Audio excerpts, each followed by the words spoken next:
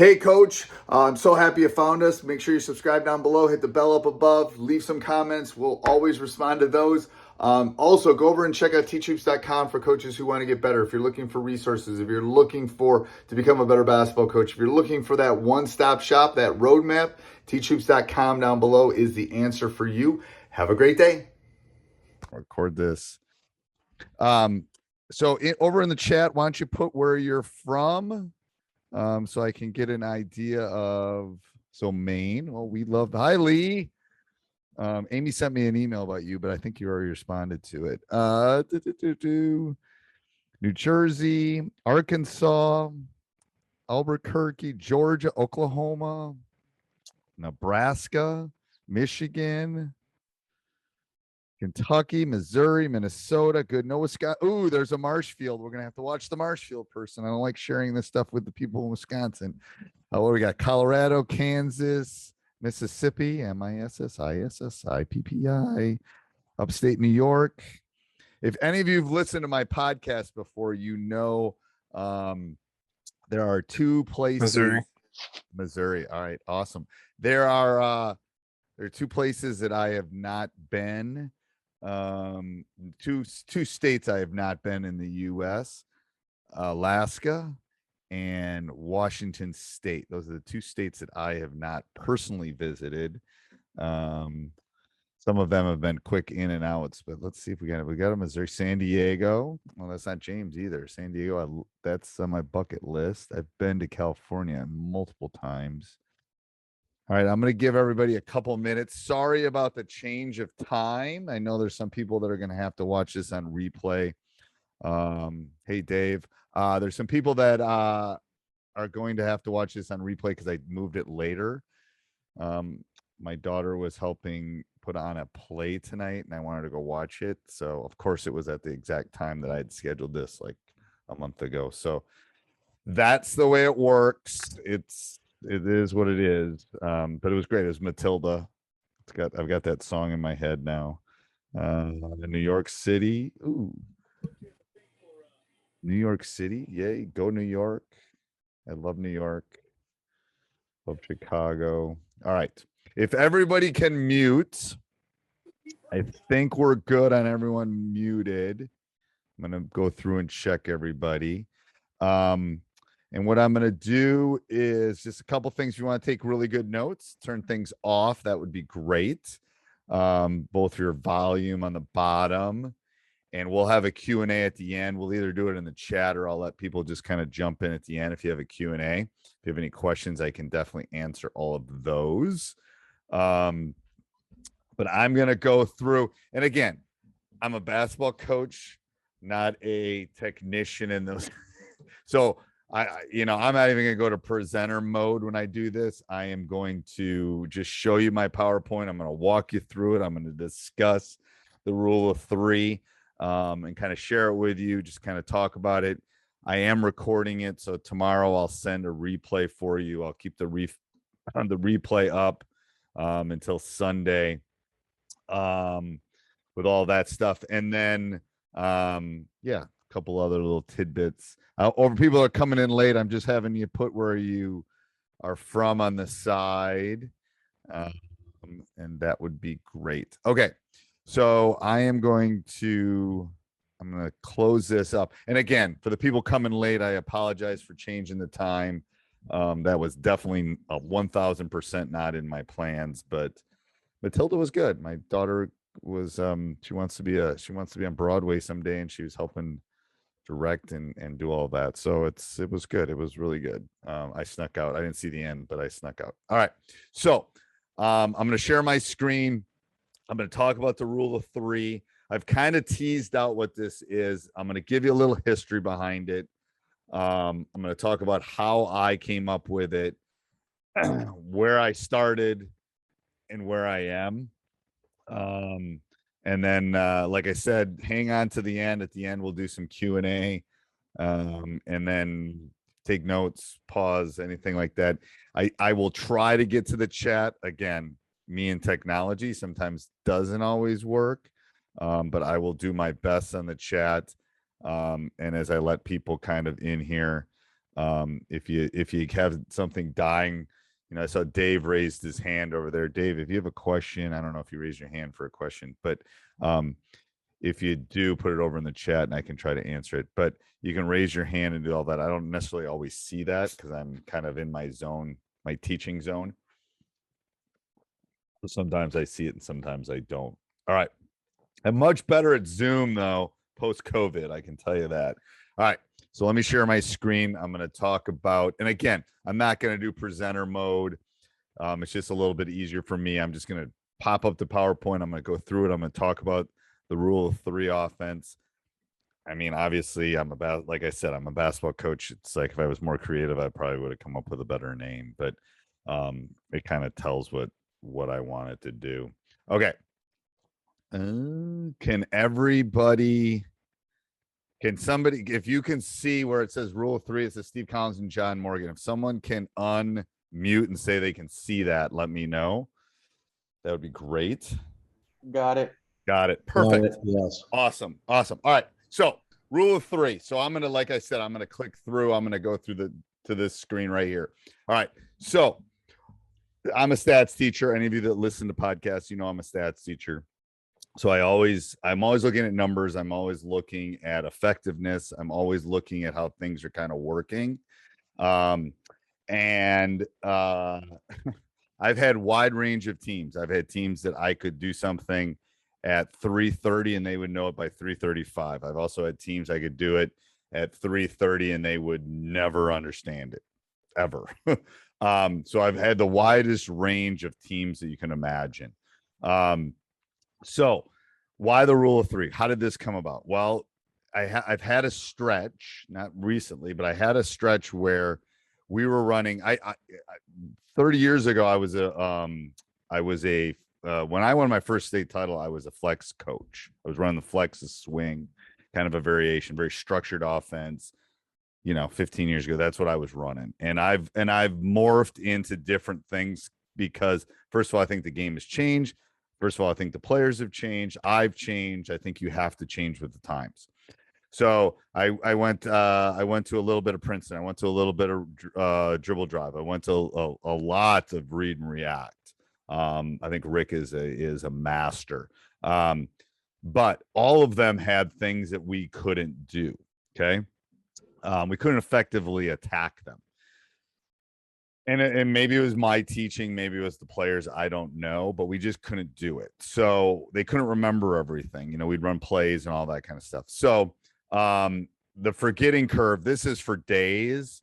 There are 2 types of memories. And this is, if you see me, I'm in my library. This is where all this kind of came from. So I started doing some digging on memory. And there are 2 types of memory. There's long-term memory and there's working memory, short-term memory or working memory. Okay. And this forgetting curve, I just thought it looked cool, but that's more long-term memory when you retain things.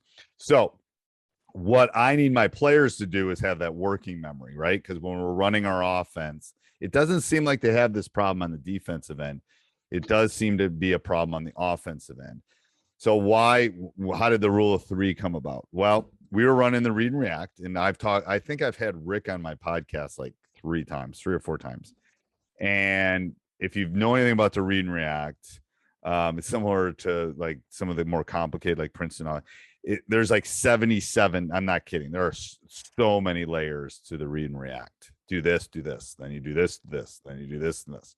And my guys, we tried to implement it with a very bright team, actually, a basketball IQ team, and we couldn't do it.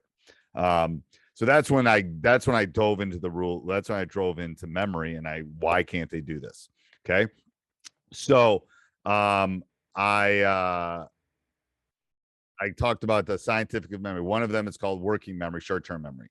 So I basically I dove into why couldn't my guys remember? Well, if you know anything about short-term memory and you know anything about learning, kids remember things in chunks, right? 3 to 5. So the study that I found, the best one is studies have shown the underlying limit of central component memory is typically 3 to 5 chunks. Now, I can give you tons of examples of that. Think about your phone number. When phone numbers first came out, they were 7 digits, right? No one can remember them. No one remembers phone numbers now anyway, but they couldn't remember phone numbers. So they broke it up, right? 3 area codes, 3 numbers, first 3 numbers, last 4 numbers. So security numbers, 2, 3, 4, right? 3, no, it's 3, 2, it's 3, 2, 4. They break it into chunks. That's how you remember things. When they ask for your at least me, when they ask for my last 4 digits, my social security number, I have to work through the chunks to get to the last 4. Everything, it tends to be in groups of 3. Life, liberty, pursuit of happiness, just do it. Finger licking good. Everything, do these 3 things when you go through TSA. Everything tends to be in chunks of 3 or 3 to 5, but 3 with my guys, we needed to go to 3. So there's science behind why I'm calling this the rule of 3, basically, is what I'm telling you. I want them to, on the offensive end, to only have to remember 3 things. That's it. Just 3 things. And if they can remember 3 things, then they will be set. Now, think about basketball. Everything in nature, it tends to be in groups of 3 too. If you think about when a basketball player catches the ball, they can only do 3 things. So if I have the ball in my hand, I can only do 3 things. I can shoot, I can dribble, and I can pass. There's really only 3 things. Obviously, the offense is a lot more but everything tends to be in groups of 3. Okay, I'm not sure why in nature and all that, but everything tends to be in groups of 3. So that's how the rule of 3 came about. I was literally struggling with the read and react. It was too complicated. There were too many things. So John Morgan, who's one of my assistants, and myself came down and said, we need to get this so simplified that they can just do these. And what it's done for us is it's opened up practice time. We're just teaching them specific things to do, and then we drill the crud out of those things. Because if you think about it, you're either on the ball, you're off the ball. There's specific spots that you are on the floor, and that's it. And when you do this, you can basically, when you have the ball, what can you do? And what do you do when you do this? There's only 3. So we found that their memory is much faster remembering. It's simplifying. You can run this, and I'll explain. You can run it with we'll probably run, I'm trying to think of this year's team. We'll probably run a 5 out, and we'll probably run a 4 out. But you can even put 2 inside. It helps in transition. It helps in all the things. But it basically simplifies down to a 3x5 card. I think I have one here. I don't have one with a thing, but a 3x, you can get everything they need to know on this 3x5. So by week 2, we're working on drill work. We're working on reads. We're working on those kind of things. And it simplifies a lot. So basic concept, 5 spots. I'm just going to briefly talk about the 5 out because that's what we've run recently. But like I said, you can run it as a 4 out. You can run it as a 3x2. You basically fill the 5 spots. Everybody moves on passes. Every overplay is a back door. That is probably the hardest read to drill, is when someone overplays and denies that backdoor cut. So we drill that a lot. That's not a natural read for them. A natural read is pass and cut to the basket. That will take you 30 minutes to teach them that. You pass and you cut to the basket. That's not a hard read. The back door, the overplay is a hard read. So you really got to drill that to get into that point. We did the 3 dribble max. Again, rule of 3 dribble max. If 3 had the ball here and was attacking, if you can't get to the rim or have something create in 3 dribbles, you're probably dribbling too much. We're going to dribble a little bit more this year just because we have a better team and we can attack. Cuts are based on reads. You keep the lane open. We want to keep the middle area open. And again, you can run it as a 4x1. You can even run it as a 3x2. It gets a little bit more crowded in there in a 3x2, but it will work with all of those different kind of reads. The advantage. So why do I like it? Why is a coach that's run the flex, has run the swing, has run the triangle, has run the read and react, has run the dribble drive, has run all these things and won a lot of games? Why do I like it? Okay. We still have plays. We'll still have a couple sets. I call them quick hitters. We'll still have a couple sets that we'll use to score. Absolutely. We won't have 12 of them. We'll have 2 or 3 of them because, again, rule of 3. Maybe we need a high low, or maybe we need a quick 3, something. But they don't have to memorize things. So it's at least in our league, I have to spend more time defensively trying to stop you than I'm necessarily going to have to do on the offensive end. So I don't have to spend quite as much time in the offensive end. I'm actually going to tape a podcast on this, and I've said this multiple times. There are basically 4 things in basketball. You're on offense, you're on defense, you're transitioning to offense, and you're transitioning to defense. There's only 4 things that happen in a basketball game, right? Offense, defense, transition, defense. That's it. It's the only 4 things that happen. I'm telling you, as a coach that's done this for 30 plus years, I spent way too much time on one of those 4. And the one I've spent too much time on is on just offense. I haven't spent enough time. Now, the last 4 or 5 years, I've done much better, but I've spent too much time on just offense, half court offense, maybe even transition, maybe a little bit of transition, but not enough time on half court defense, which you do set up a lot, transition to defense, and transition to offense. So the goal of this is I can spend more time on these 3 things, because most people don't. Most people are spending a lot of time on their half court offense. And when I teach them this, I don't have to spend as much time on the half court offense. I just don't. It's observational study from a stats teacher, but I don't have to do it because they know it. Now, do we always do it right? No, but I can go work on skill work. I can go work on breakdowns. I can go work on reads, which will correlate to what they're supposed to do on the offensive end.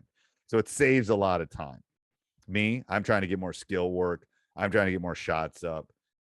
I'm trying to save time because those 4 areas are what I got to work on in practice. I got to work on situations and maybe our combination defense and maybe our last 2-minute play, whatever. I get it. We all have to work on those. But the 4 are where they should fall, right? Right. So that's the first thing. I don't want them to memorize. I don't want to spend time. Here's your 6 plays. Here's your offense. Here's your I don't want to do that. I want to give them some basic rules that, like I said, fit on this 3x5, and boom, you're good to go. All right. I want them to learn how to read and react. As I said, it's hard to scout. When I got my 5, when I have all of them clicking, it is really hard to scout because they're reads, and they do one of you overplay me, I'm backdooring. You do this, I'm doing this. I'm doing one of these 3 things. I'd give my 3x5 to everybody in my league. I don't care. Go ahead. You got to get ready for it. Now, what are you going to do? You're going to trap, maybe you'll zone. Yeah, there's counters to all of that. Simplicity wins. We live in a TikTok world. So I'm going to tell you. And short is better, quick is better, efficient is better. It just is. I mean, yeah, it's the stuff the way I could run practice 15 years ago and just drill the crud out of swing or I can't do it anymore because I don't think the type of players that are coming through are able to do it. So it's simple or as complex as if you want to make it super complex, you can layer it. You can do tons of stuff. I tend to stay in the 3x5. I have some counters to when people do specific things. So like I said, here's how simple it is. A 3x5. I've broken it down. You're either got the ball, you're off the ball, or in the weak side. You're one of 3 areas. And then there's some basic rules, kind of like I talked on the top. So on the top of the 3x5, I put the basic rules and I give them, I don't think I have one of those 3x5s. But on the top, I have that. And then at the bottom, I have, you have the ball. Here are the 3 things. You have this, you have these 3 things. And that's what we drill. That's eventually, if you like this and want to go further with it, that's where the drills come in, all that stuff. But so passers options. So I just passed. Okay. So I'm going to give you a taste of what I'm talking about. So this is one option. I had the ball and I just passed it. So if I go back up here, I'm 1 and I just passed the 3. Okay. So 1 has the ball. They bring it up. They pass it to 3. There are 3 things that you can do. First is you can cut to the basket. Okay. Cut to the basket means I'm cutting to the basket and I'm putting my head under the rim. I'm going as low as I'm going to score. That's the first thing you can do. Second thing is you can screen or pick the nearest man. Okay. So if I'm 1 and I pass the 3, my screen is the 2. Simple. Okay. Then the last thing I can do is I call them slips. Okay. They're basically a fake screen and then a cut, or you can pop. You can replace for a 3. Those are the only 3 things that you can do. You can cut to the basket.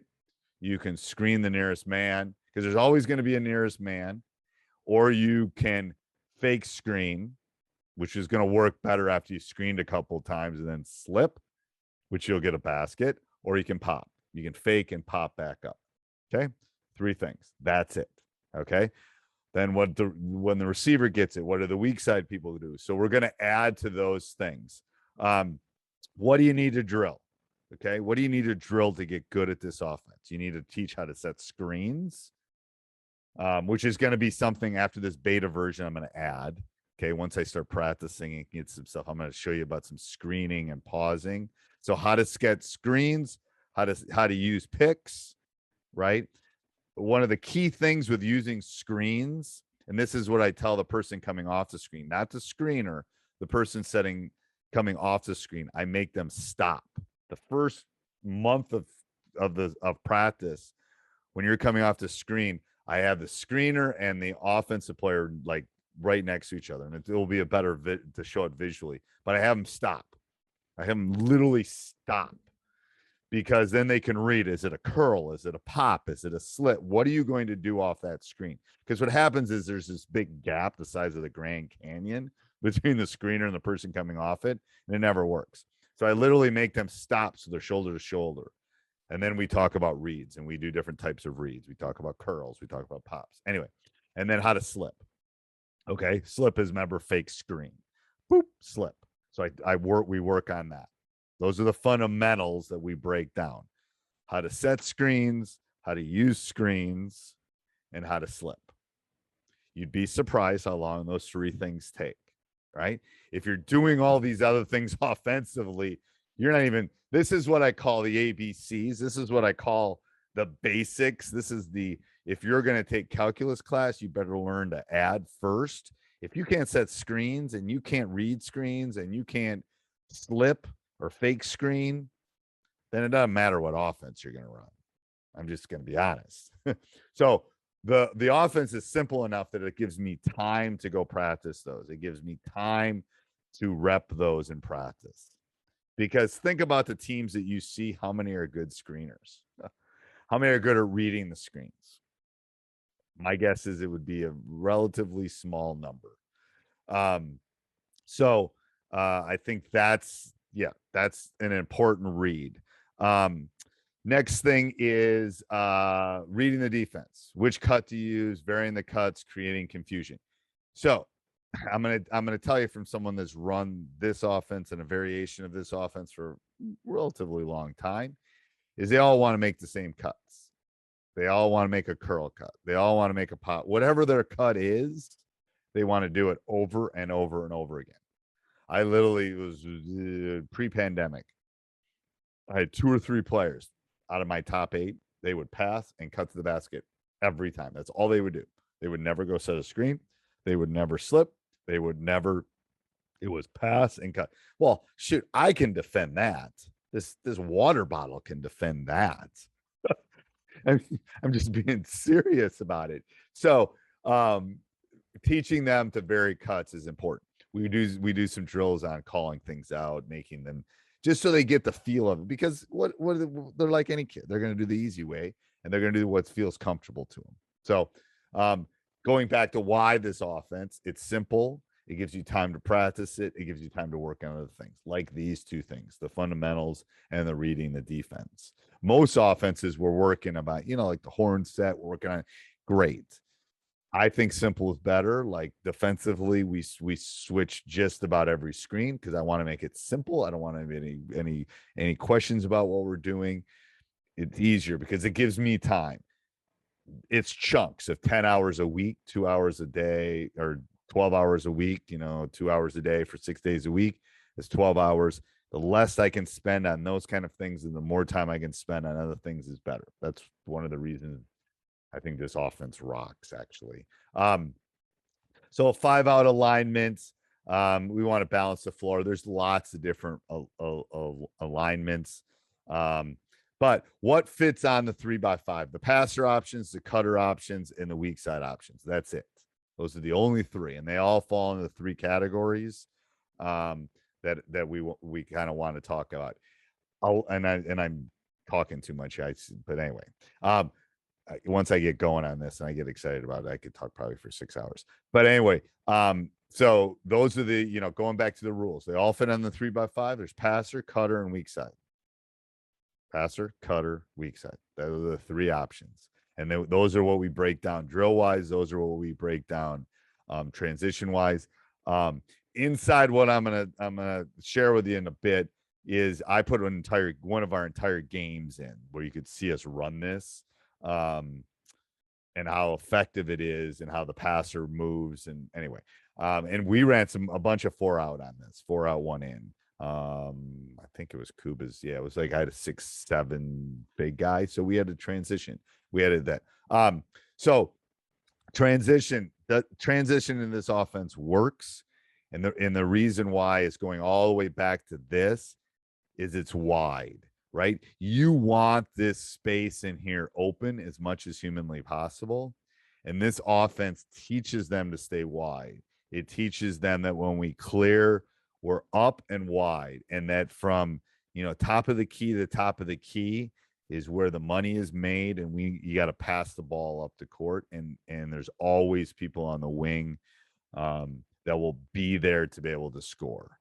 So that's what really makes it an effective offense is the transition. It kind of feeds into the transition because it doesn't matter if this is 4 up. These numbers are arbitrary, to be honest with you. I don't like a trailer down the middle. I don't like anything in the lane. I mean, it's dead man zone is that lane area until we get down here till we get to our part of the offense. This is dead area in here. We don't want it. We want it out and up. And if we get it, and the math proves it, that if you can get that shot and it's open, you should take it.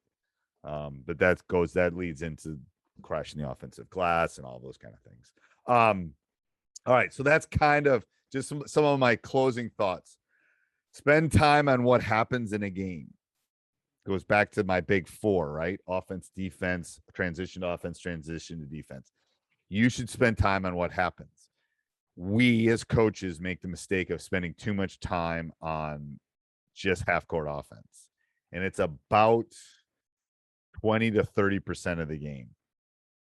Just being real when you look at the stats behind it. And we probably spend 60% of our practice on it, which we shouldn't.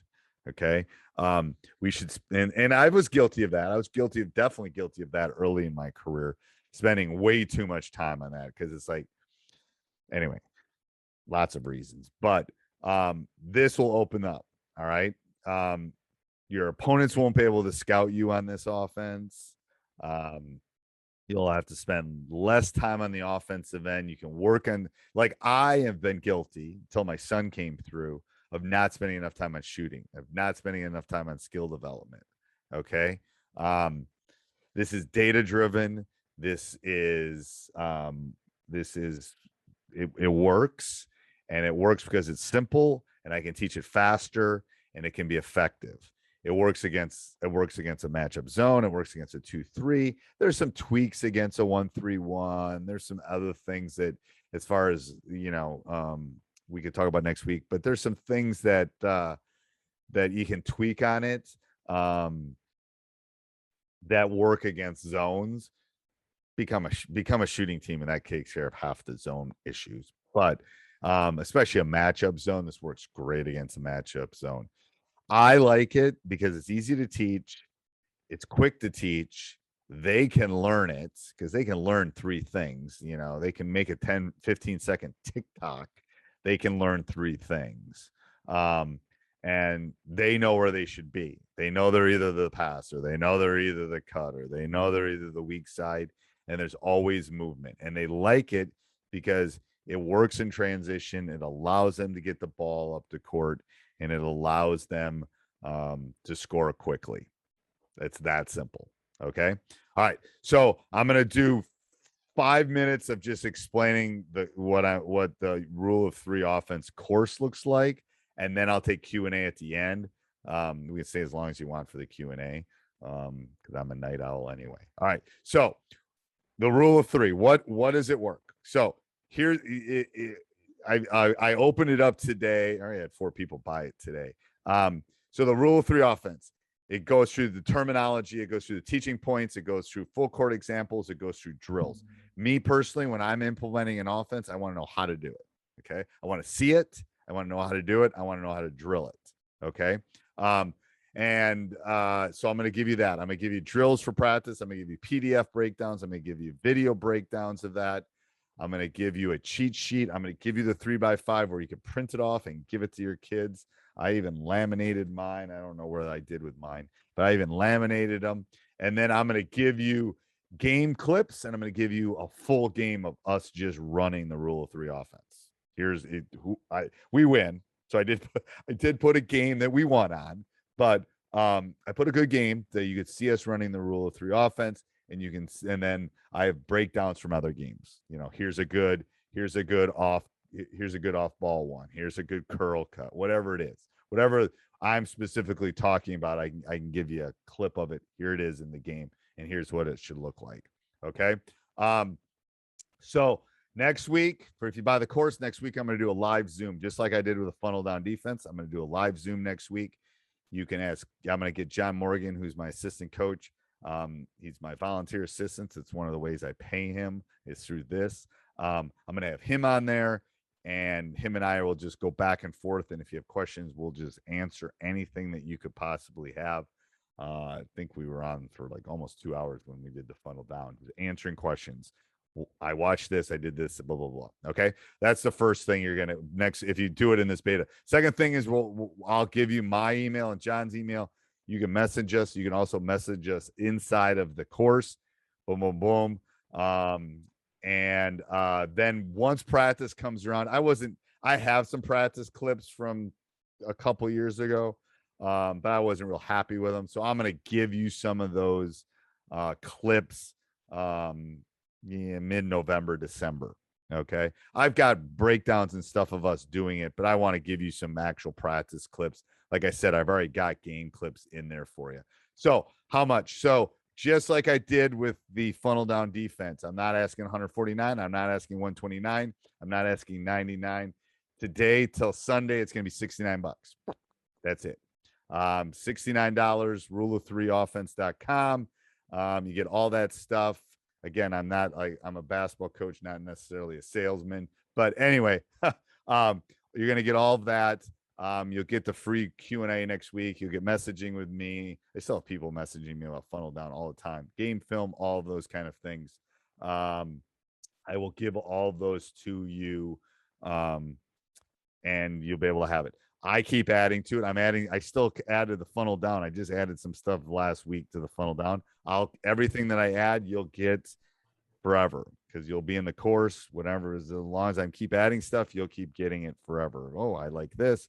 I just put up a couple things about kind of implementing the rule of three today. So I keep adding. When I find things that I think are going to be helpful, I'm just going to put it in there. I'm going to be honest. It's 69. It'll be 69 till Sunday, and then it'll go up. And then it went up. It's funnel down's gone up twice. And then I think I'm at a good price right now, or where I want to stay. All right. I'm going to stop my share. I'm going to go back to the Q&A, and I'm going to get my chat so I can see all of you. Hold on. I can't do it right now. And if anyone has any questions, why don't you throw them in the chat? Ooh, we got another Alabama and a couple more Missouris, North Carolina.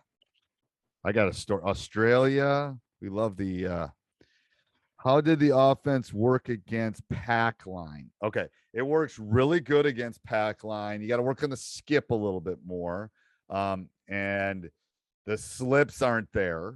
as much to the basket, but the pops are. Now, if you're playing pack, if you can shoot threes, no pack's ever really going to bother you as long as you move the ball enough. But it works really well against you got to tweak. Like, that's the thing I'm going to tell you is all right, there's an opponent we had in ours that was running a matchup, like a 3-2 matchup. So that week we worked on pops a little bit more. We worked on kind of how we wanted to come off the screens and how the weak sides worked. I know you mentioned it, but I missed how well does it do. So again, it works well against zones. Again, I'm foreshadowing this. I've got a couple of zone offenses coming down that, again, I'm near the end of my career, so I don't want to. Anyway, but we run this and a couple of my special zone offenses. But it works. It works well. It works as well as the Princeton or Read and React or Flex or anything like that. It's just more about those specific read. If you have 4x1, it definitely works really well with a 4x1 because it's a little bit of that dribble drive opposite low post. Somebody asked about how well it works. 2 posts, I tend to pop a post to the high so we can work on a high low. We didn't put anything. John and I didn't put anything in with that. We can talk about that next week. But we didn't put anything in with that. We tend to run it when we run a 3x2. We tend to run it more as a high low. And then have the other 3 guys out because then they got to decide, okay, we're going to take care of that high low and then some of those reads. And then we get a little bit more of the back screen. Someone asked about 3x2. Can you use these principles with the mover blocker? You absolutely can.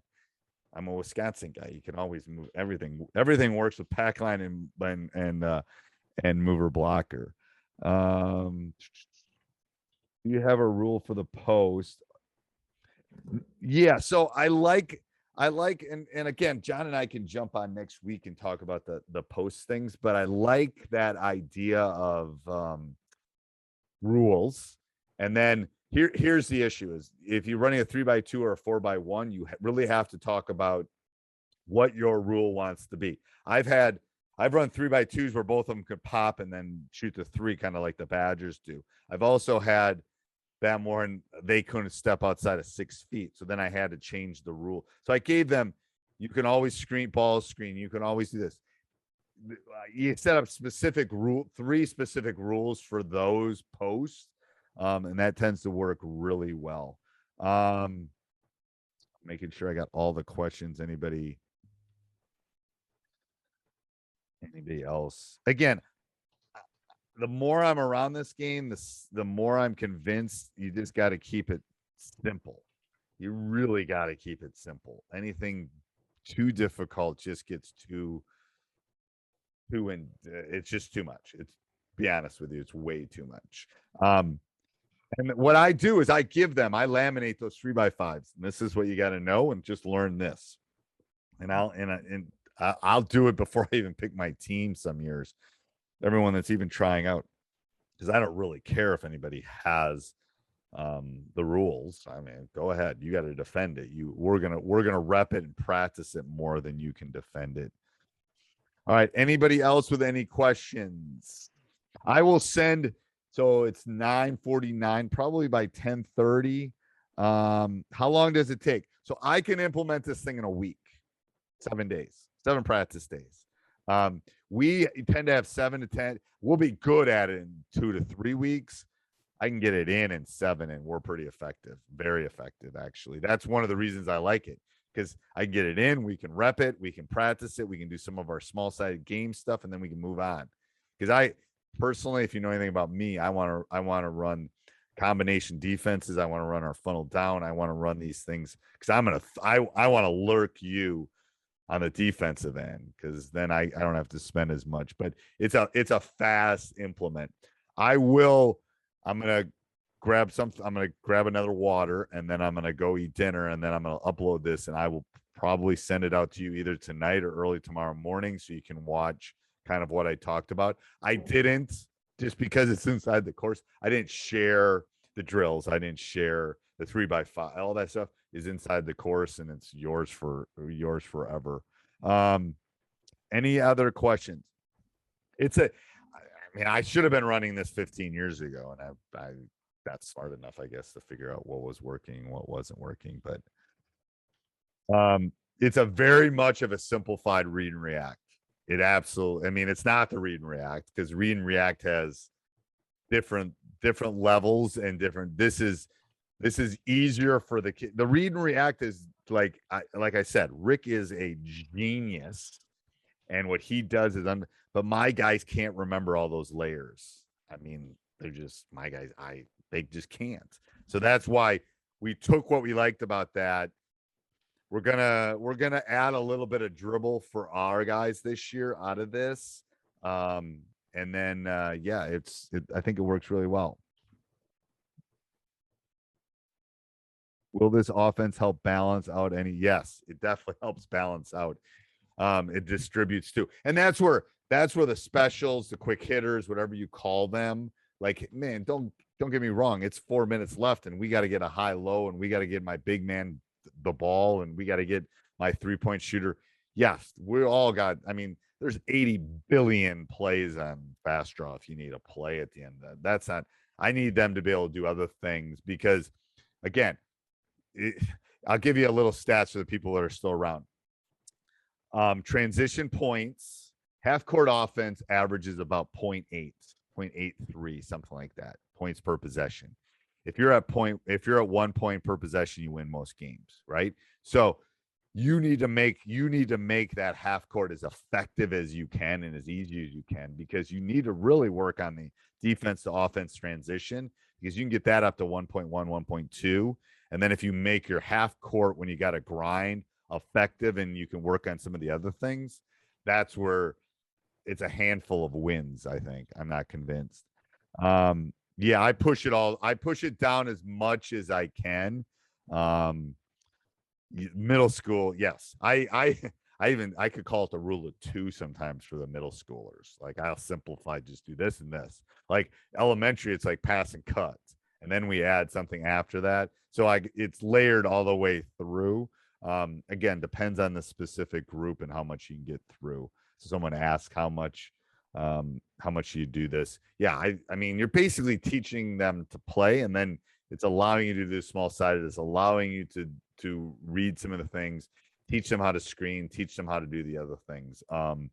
Yeah, but I think that's a great thing. That it's like, how does it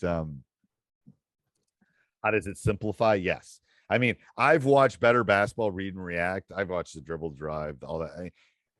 I've watched Rick's stuff so many times, and it's like, oh my God, I get to layer 4, and then it's like, holy crud, we got to get those down. And we only have 2 hours, and I don't have them all year round and all that kind of stuff. So I think that's the effective the thing with that. All right. Anything else in the chatterati over there on the side? I will answer. Like I said, I will send this off to you. It'll probably be tomorrow morning. I'm going to just be honest. How many actions does it typically take for you to get a good shot?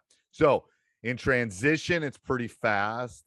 In non-transition, it's a couple ball reversals, and usually we can get an attack and get it to the rim.